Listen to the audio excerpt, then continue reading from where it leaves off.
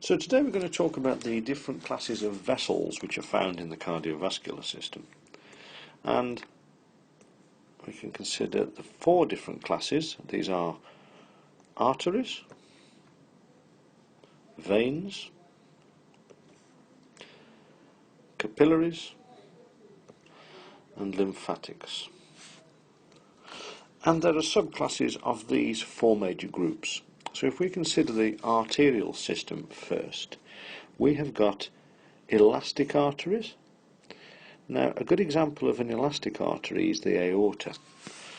And it's typical of these arteries that they have a lot of elastic fibres in their walls, and the main function of this is to help to dampen variations in the blood pressure. The second class of arteries are the muscular arteries, and typically a muscular artery has a large amount of smooth muscle in its wall, and what this enables these arteries to do is to regulate the amount of blood going to various large regions of the body.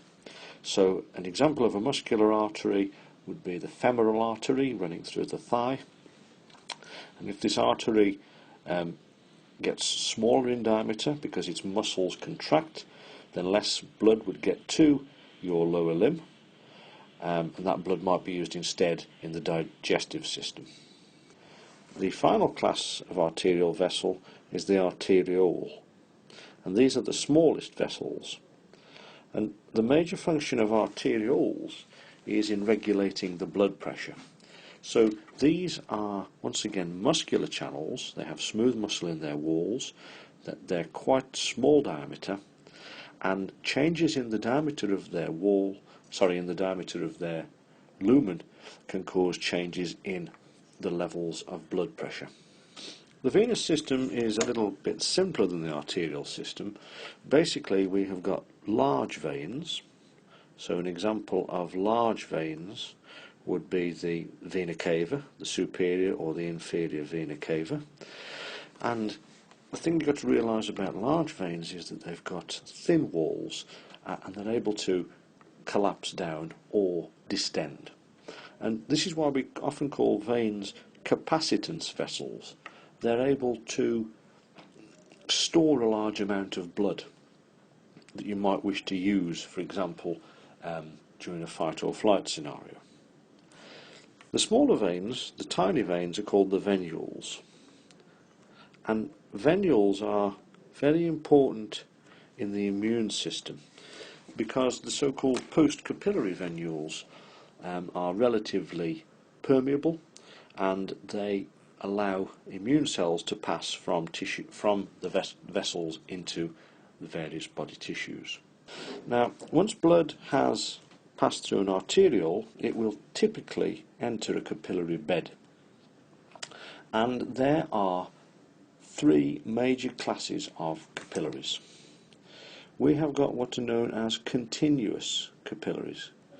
Continuous capillaries.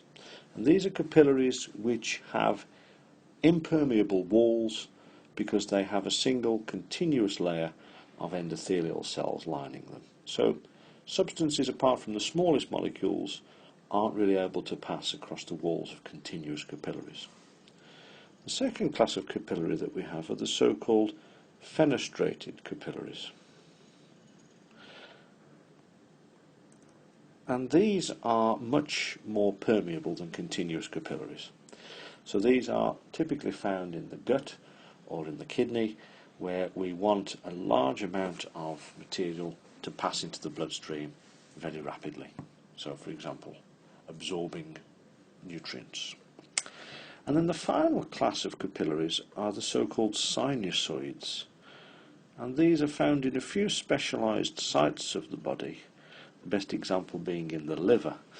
And the way that I think about sinusoids is that these are an extremely leaky version of a capillary. So these are even more permeable than fenestrated capillaries. And we'll see the reason for that later on. But you can imagine that in a tissue such as the liver, we do need very, very free exchange between the blood and the liver tissue itself so that we can detoxify the blood.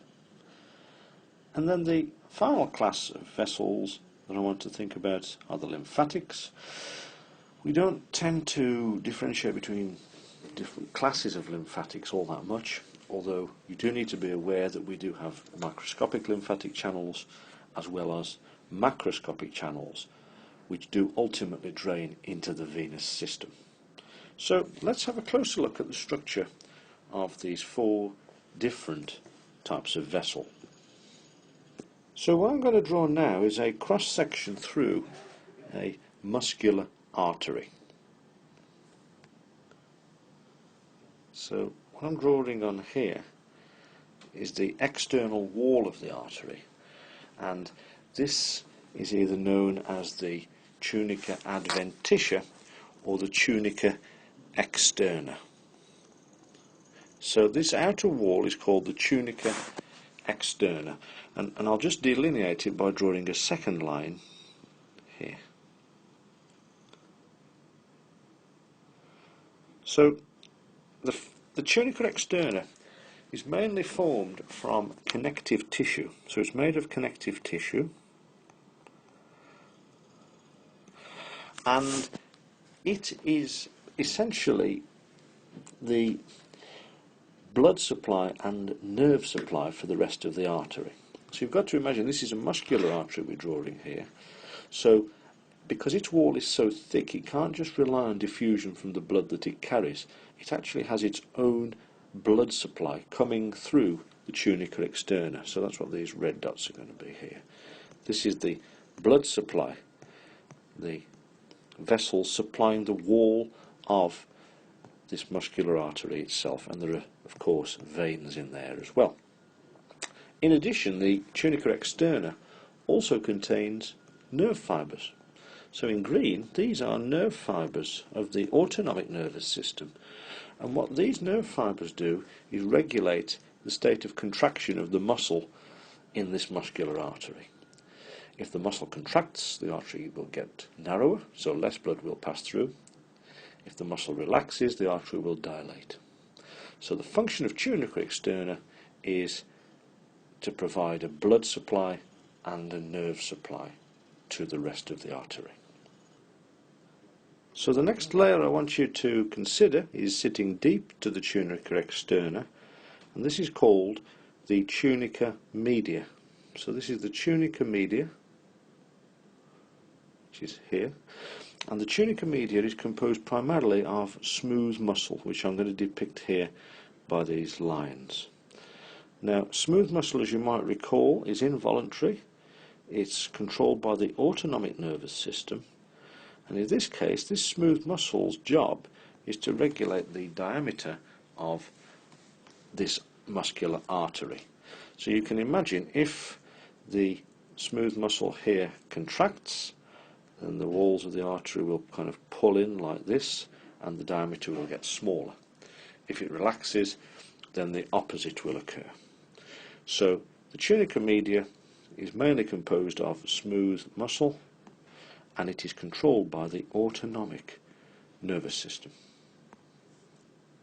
And those autonomic nervous system nerve fibres pass from the adventitia into the media, like this. And they control the amount of contraction in that muscle. Now, finally, in common with all vessels, muscular arteries contain an innermost layer, and this is a very cellular layer, and this layer containing endothelial cells is called the tunica intima. So this is the intima, and the intima is made up of a single layer of endothelial cells. This is called endothelium. And this is the layer which is, of course, in constant contact with the blood which passes through the artery. And a major role of the endothelial cells of the intima is to prevent blood clots from forming.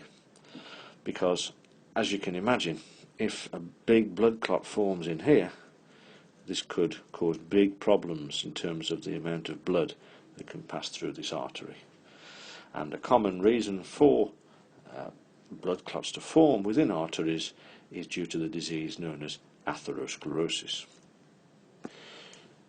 One last thing before we move on, just to point out that the major function of these muscular arteries is to regulate blood flow to different regions of the body. So, for example, we could use these arteries to ensure that more blood is going to the gastrointestinal tract than to the limbs following a meal. So, let's move on to the venous channels, and we're going to look at a large vein. So, once again, large veins have an outermost layer, which we've already talked about, and that outermost layer is known as the externa. And the thickness of the externa in large veins compared to muscular arteries is basically the same. Alright, so the externa is about the same thickness in large veins as it is in arteries. And it's got the same job. So it's connective tissue, it contains small vessels to feed the venous wall and nerves. Although there are fewer nerves because there is less muscle in a vein. The next layer in, as you're aware, is the media. And in veins, the media is very thin, if at all existent. Okay? So not all veins have a media. Some veins do, and that media can have a useful function. So for example, if you're pooling a lot of blood in your venous system and you want to provide your body with a big hit of extra blood, say during exercise, that smooth muscle in the tunica media of your veins can contract and push more blood to give you an increased effective circulating volume. And then the final layer, as in arteries, is the tunica intima, which, just as in arteries, is cellular. And these are the same cells that we had in the arteries, the endothelial cells, and these are forming the same kinds of roles, such as the prevention of formation of blood clots. So, in veins we have the externa, the media, and the intima. So you might have gathered that the major difference between muscular arteries and large veins is the thickness of the media. Large veins have much thinner media layers. Now let's consider capillaries. And capillaries are a major site of metabolic exchange in body tissues. So these are really the sites at which oxygen, carbon dioxide and other nutrients are being exchanged between the cardiovascular system and the tissue in question. And basically, capillaries don't have an externa, they don't have a media. All they are is a single layer of endothelial cells. And that's what I'm going to try to draw here. And the way that I kind of try to visualize a capillary is to imagine taking a toilet roll holder, the cardboard out of a toilet roll, and kind of plastering it with fried eggs. And those fried eggs that you put in on the surface of that toilet roll holder are the endothelial cells, and that's how I'm drawing them here. They are just the shape of fried eggs, with the yolk, of course, representing the nucleus. So what I've drawn here is a continuous capillary. And what you can see is that, of course, the blood would be in the lumen here, flowing in this direction, and there isn't really any way that substances can get out of this capillary other than passing directly through the cells. So I think of continuous capillaries as being quite impermeable, and in this case the endothelial cells want to regulate anything that passes through them. So any passage through a continuous endothelial cell layer is regulated by the endothelial cells themselves, unless you're a very, very small molecule like, say, oxygen. In that case you can diffuse across the cell membranes and through the endothelial cell cytoplasm quite easily. So this is a continuous so-called continuous capillary. Next we're going to consider a fenestrated capillary. So let's get rid of what we've drawn so far, but leaving the main outline of the capillary in place. And what we're going to do is we're going to convert this to a fenestrated capillary. And the way I want you to think about fenestrations is basically as if you've taken a gun and shot holes through the endothelial cells. So these are fenestrations which I'm drawing in these endothelial cells here. Okay? So in this case, the blood containing substances passing through the capillary, larger molecules can actually pass directly through these fenestrations. And fenestrated capillaries we typically see in the gut. So if you imagine after you've had a meal, you want to be able to absorb as much as possible from that meal. The capillaries in your small intestine have fenestrated endothelial cells, allowing a lot of nutrients to pass into your bloodstream. So fenestrated capillaries are much more permeable than continuous capillaries. Now, as we said before, there is a third class of capillaries, typically found in the liver and some other tissues as well. And this class of capillaries is known as the sinusoids. So let's convert this fenestrated capillary into a sinusoid. And basically a sinusoid is a fenestrated capillary which also has gaps between the endothelial cells. So here I've created a gap between those two endothelial cells. So there's a gap there between the cells. There's a gap there between those two endothelial cells. And let's say there's a gap there. So a sinusoid is a super leaky capillary, allowing substances not only to pass through its fenestrations, but also to pass through those gaps in between the endothelial cells. So it is extremely permeable.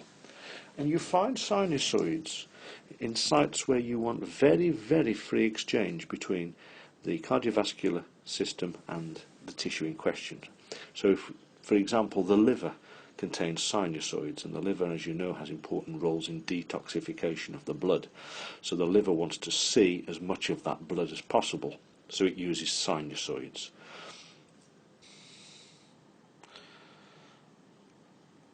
Okay, so that's the sinusoids done. Now the final class of vessels that I want to consider are the lymphatic vessels, and these are fairly similar to sinusoids, although they do have a few other features. So lymphatic vessels are once again lined by endothelial cells, and the endothelial cells have got the very similar appearance, the fried egg appearance of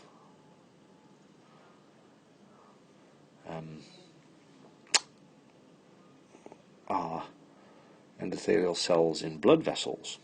But we've also got some other more specialised features within lymphatic channels. I'll just mention those in a minute. It's a bit harder to draw as a lymphatic because the morphology is a bit more complex. So here are the endothelial cells of a lymphatic channel. The lymphatic endothelial cells, the endothelial cells of the lymphatic channels are fenestrated. They do have gaps in between the cells as well, but what you can also see is that there are kind of valve-like mechanisms formed between adjacent endothelial cells.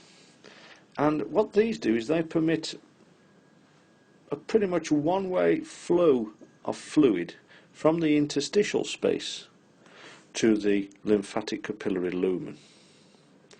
And this is important because lymphatics have a major role in draining excess tissue fluid from around cells. So ideally we don't want fluid going in the opposite direction, out into the interstitial space.